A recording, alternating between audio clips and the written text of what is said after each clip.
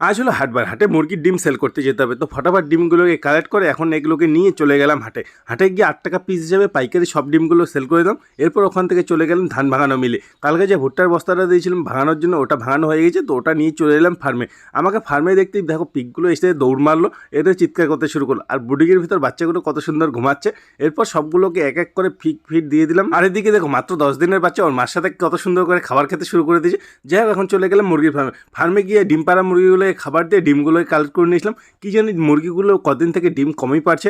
যাই হোক, এরপর মাংসের জন্য মুরগিগুলো ওদেরও পেট পুজো করে আমিও বাড়ি এসে পেট পুজো করে নিলাম। আর অনেকে কমেন্ট করে বলছে ফার্মটা অনেক নোংরা হয়ে গেছে, ফার্মটাকে পরিষ্কার করো। তো ফার্ম পরিষ্কার করতে শুরু করলাম। এর মধ্যে একটা কাস্টমার চলে এসে মুরগি নেওয়ার জন্য, দুটো মুরগি নেবে। তো ফার্মের মুরগিগুলোকে এক কিনারে চাপিয়ে দুটো মুরগি ধরে কাস্টমারকে সেল করে দিলাম। কাস্টমার তো লক্ষ্যে কাস্টমারকে অ্যাটেন্ড করা কমপ্লিট করে তারপরে আবার ফার্মটাকে ভালোভাবে ক্লিন করে নিলাম। ফার্মের কাজ কমপ্লিট করে স্নান করে এখন চলে গেলাম মাঠে খেলা দেখার উদ্দেশ্যে। 4-5 দিন থেকে বৃষ্টি হওয়ার জন্য মাঠে জল জমে গেছে, তো ওই জল জমার উদ্দেশ্যে ফুটবল খেলার আয়োজন করেছে। ফুটবল খেলা দেখতে মজাই চলে এলো। আর এর মধ্যে ম্যাডাম কল করে বললো ম্যাডামের নাকি কলেজ থেকে নিয়ে আসতে হবে। তো চলে গেলে ম্যাডামকে নিয়ে আসতে। ম্যাডামের নাকি এখন খিদে পেয়ে গেছে। তো আর কি একটা দোকানের সামনে দাঁড়িয়ে এখন মোমো প্যাকেট করে নিয়ে ম্যাডামকে ওখানে বাড়িতে ড্রপ করে আমিও চলে এলাম বাড়ি। তো আজকের জন্য এইটুকু ভিডিও তোমাদের কেমন লাগলো কমেন্ট করে বলো।